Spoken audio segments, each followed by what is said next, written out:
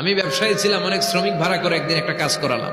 সব শ্রমিকের টাকা দিয়ে দিলাম। এক শ্রমিক টাকা না নিয়ে ভাগলপুর কই যে গেছে নিজেও জানি না, ওর টাকা আমার কাছে রয়ে গেছে। এই শ্রমিককে আর টাকাটা বুঝাই দিতে পারি নাই। এই টাকা দিয়ে আমি কয়েকটা ছাগল কিনলাম।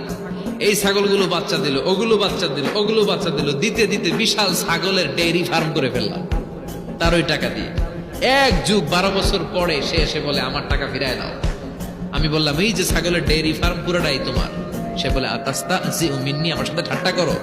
আমি পাই সামান্য কয়টা টাকা, এক যুগ আগে যে টাকা পাইতাম ওইটা দিলেই চলবে। আমি বললাম ও শ্রমিক, তোমার টাকা দিয়ে আমি ছাগল কিনে ব্যবসা করেছি, ছাগল বাচ্চা দিয়েছে, বাড়তে বাড়তে বাড়তে বাড়তে আজকের বিশাল এই ডেইরি ফার্ম। এই ডেইরি ফার্মের মালিক আমি নই, তুমি নিয়ে যাও। বলার সাথে সাথে শ্রমিক আনন্দে নাচতে নাচতে ডেইরি ফার্ম নিয়ে যায়।